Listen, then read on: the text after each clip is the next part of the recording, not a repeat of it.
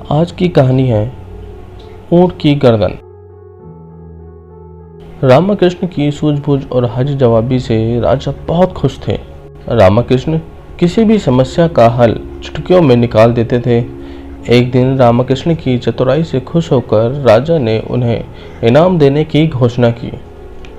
काफी समय बीत जाने के बाद राजा अपनी घोषणा के बारे में भूल गए। उधर रामकृष्ण इनाम के इंतजार में बैठे थे। रामकृष्ण इस उलझन में थे कि वो राजा को इनाम के बारे में कैसे याद दिलाएं। एक शाम राजा यमुना नदी के किनारे शहर का आनंद उठा रहे थे कि उन्हें वहां एक ऊंट घूमता हुआ नजर आया। ऊंट की गर्दन देखकर राजा ने रामकृष्ण से पूछा, रामकृष्ण, क्या तुम जानते हो कि ऊंट की गर्दन मुड़ी हुई क्यों होती है? राजा का सवाल सुनते ही रामकृष्ण को उन्हें इनाम की बात याद दिलाने का मौका भी मिल गया। रामकृष्ण ने झट से उत्तर दिया, महाराज, दरअसल यह ऊंट किसी से किया हुआ अपना वादा भूल गया है, तब से ही इसकी गर्दन ऐसी ही है। रामकृष्ण ने आगे कहा, लोगों का यह मानना है कि जो भी व्यक्ति अपना किया हुआ वादा भूल जाता है तो उसकी गर्दन मुड़ जाती है। अब रामकृष्ण की ये बात सुनकर राजा हैरान हो गया और उन्हें रामकृष्ण से किया हुआ अपना वादा भी याद आ गया। उन्होंने रामकृष्ण से जल्दी महल चलने को कहा। महल पहुंचते ही राजा ने रामकृष्ण को इनाम दिया और उससे पूछा, अब मेरी गर्दन ऊंट की तरह मुड़ेगी तो नहीं? रामकृष्ण ने मुस्कुराते हुए जवाब दिया, नहीं महाराज। यह सुनकर रामकृष्ण और राजा दोनों ठहाके मार के हंसने लगे। इस तरह से रामकृष्ण ने राजा को नाराज किए बिना अपना किया हुआ वादा याद दिलाया और अपना इनाम भी ले लिया। इस कहानी से हमें यह सीख मिलती है कि हमें किसी से किया हुआ अपना वादा पूरा जरूर करना चाहिए। एक समय की बात है, एक छोटे से गांव में एक निर्धन लड़का रहता था जिसका नाम रामकृष्ण था। उसके माता पिता नहीं थे। गांव में उसके पास आजीविका का कोई साधन नहीं था, परंतु वह बहुत बुद्धिमान था। अपने माता पिता से उसने काम की कई बातें सीखी थी। एक दिन उसके दिमाग में एक अद्भुत विचार आया। उसने शहर जाने की ठान ली। शहर जाकर उसने एक सस्ती सी दुकान किराए पर ले ली और दुकान के बाहर एक बोर्ड लगा दिया जिस पर लिखा था, बुद्धि का सौदागर, यहाँ बुद्धि बिकती है। लड़के की दुकान के आसपास फल, सब्जियां, कपड़े, जेवर, मेवे और रोजमर्रा की कई चीज़ों की दुकान थी। सारे दुकानदार उस लड़के की खिल्ली उड़ाते थे और कहते थे, भाई यह दुकान तो बड़े गजब की है, अब तो अकल भी बिकेगी यहाँ पे। रामकृष्ण उनकी किसी भी बात की कोई परवाह नहीं करता था। वह दिन भर आते जाते ग्राहकों को आवाज़ लगाता रहता, आओ आओ, बुद्धि ले जाओ, एकदम खरी, सस्ती और उपयोगी, एक दाम सही दाम, आओ साहब ले जाओ। लेकिन बहुत दिनों तक बुद्धि के सौदागर की दुकान में कोई भी ग्राहक नहीं आया। तब रामकृष्ण ने निराश होकर अपनी दुकान को बंद करने का निश्चय किया। तभी एक धनी सेठ का मूर्ख लड़का उसकी दुकान की ओर से गुजरा।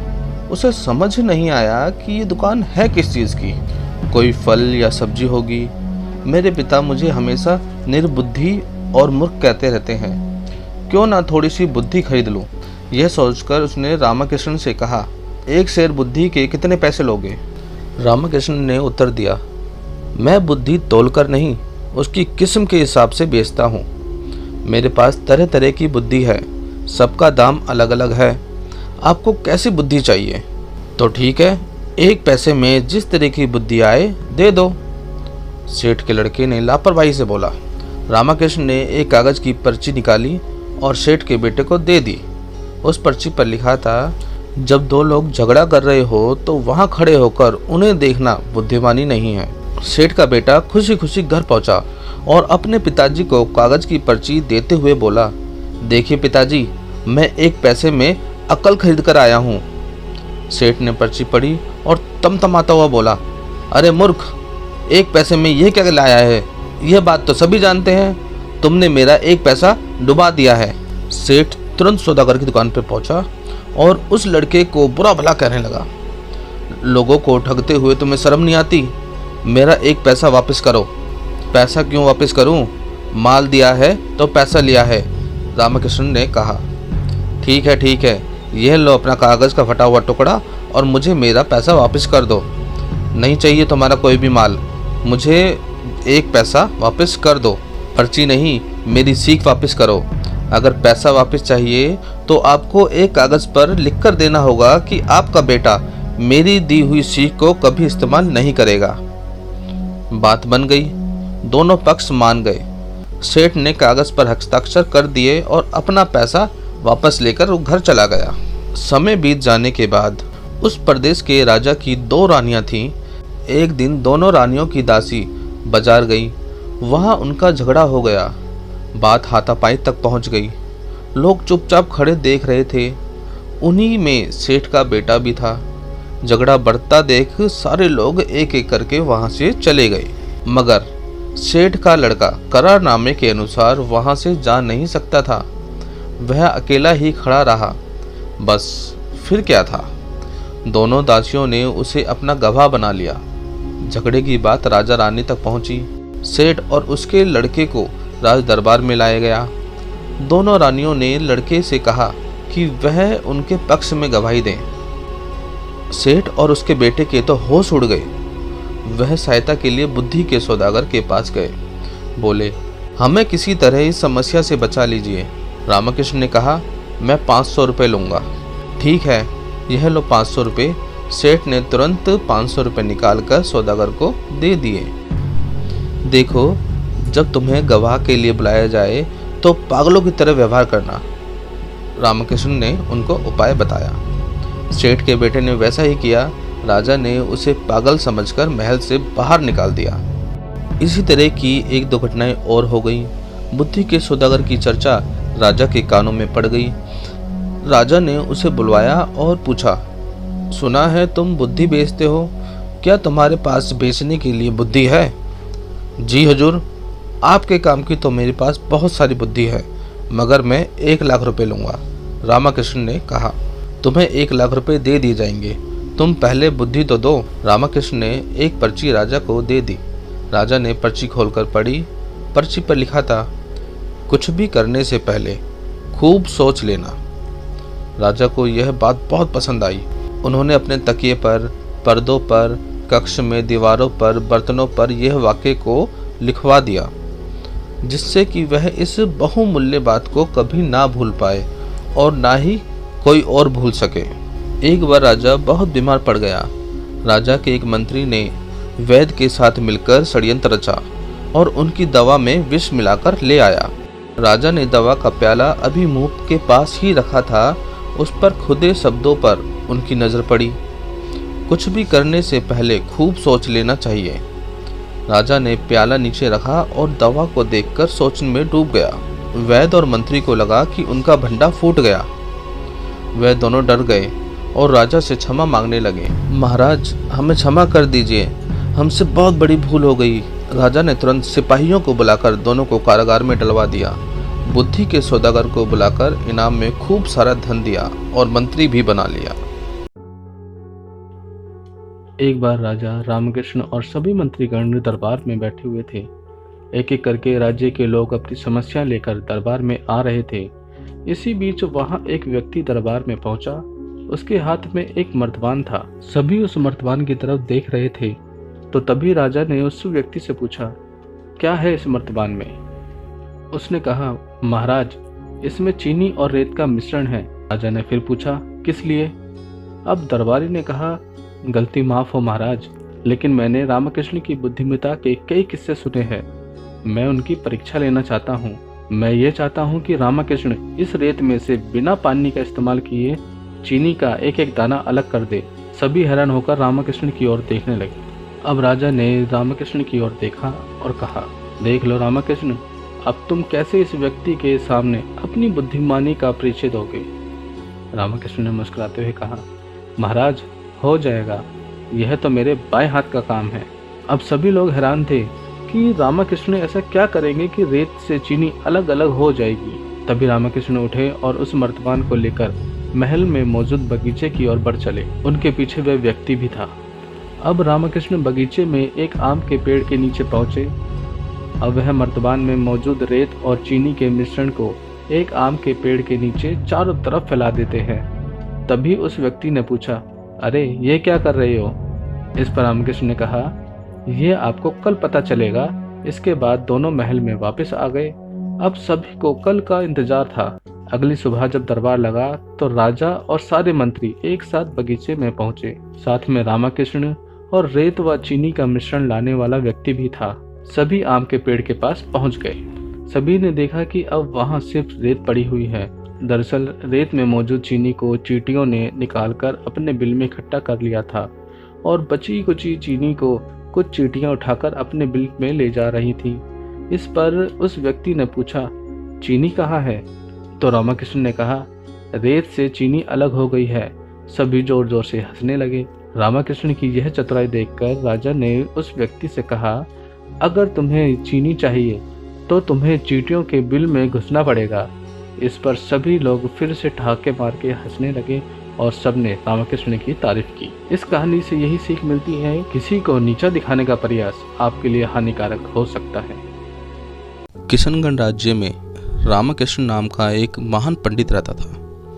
वह बहुत बुद्धिमान था। इसकी बुद्धि के चर्चे दूर दूर तक फैले हुए थे। राज्य पर कोई भी समस्या आती तो वो उसका समाधान जल्द निकाल देता। एक दिन राज दरबार में एक महिला आती है और वो अपने साथ बहुत सुंदर और बहुत ही कीमती साड़ी लेके आती है। राजा को साड़ी दिखाते हुए बोलती है, महाराज यह साड़ी बहुत कीमती है और बहुत सुंदर है। ऐसी साड़ी पूरे राज्य में आपको नहीं मिलेगी। राजा वो साड़ी देखकर बहुत हैरान होता है और बहुत खुश होता है। साड़ी पर की गई कारीगरी उसे बहुत पसंद आती है। राजा महिला को साड़ी बनाने का आदेश देता है। महिला कहती है, महाराज इस साड़ी को बनाने के लिए बहुत धन और समय लगता है। राजा कहता है कि आप यहीं रहकर यह साड़ी बनाओ। महिला राज्य में रहकर ही साड़ी बनाने में लग जाती है। लगभग 1 साल बीत जाने के बाद राजा सैनिकों को आदेश देता है, जाओ और जाकर पता करो साड़ी कैसी बनी है और कितना समय और लगेगा। जब सैनिक उस महिला के पास जाते हैं और पूछते हैं साड़ी कितनी बनी है, तो महिला उनको साड़ी दिखाती है। सैनिक यह देखकर हैरान हो जाते हैं। महिला के हाथों में कोई साड़ी नहीं थी। सैनिक कहते हैं, साड़ी तो दिख नहीं रही। महिला ने कहा, यह साड़ी केवल वही देख सकता है जिसने कभी झूठ नहीं बोला हो, कोई गलत काम नहीं किया हो। सैनिक यह सुनकर डर जाते हैं। वो मन ही मन सोचते हैं कि अगर राजा को हमने सब सच बताया तो राजा समझ जाएगा कि हमने कोई ना कोई तो पाप जरूर किया है और हो सकता है कि वो हमें दंड दे दे। इस डर से वो राजा को कहते हैं, महाराज हमने साड़ी देखी है और वो बहुत ही सुंदर है और कुछ दिनों में वह आपके सामने पेश हो जाएगी। कुछ समय के बाद वो महिला राज दरबार आती है और राजा को साड़ी दिखाते हुए कहती है, महाराज जो साड़ी आपने बनाने के लिए कहा था वो साड़ी तैयार हो चुकी है। महिला जब साड़ी दिखाती है तब राजा और वहाँ बैठे सभी राज दरबारी चौंक जाते हैं और देखते हैं कि महिला के हाथों में तो कोई साड़ी ही नहीं है। तभी राजा महिला से कहता है, कहाँ है साड़ी? मुझे तो कोई साड़ी नहीं दिख रही है।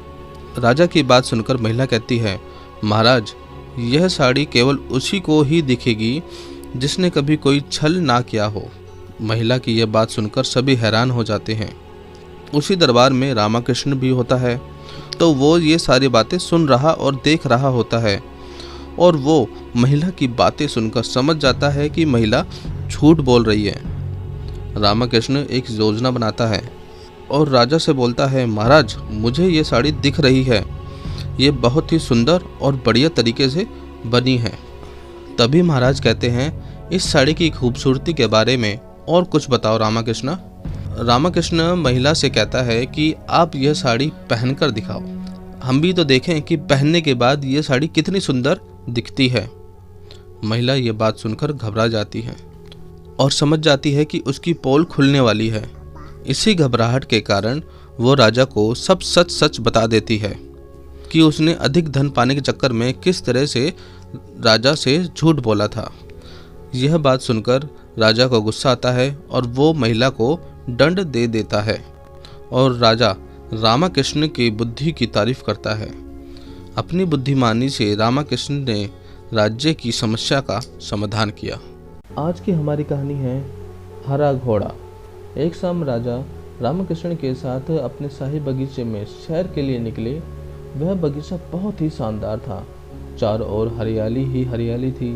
फूलों की भीनी भीनी खुशबू उस वातावरण को बहुत ज़्यादा खूबसूरत बना रही थी।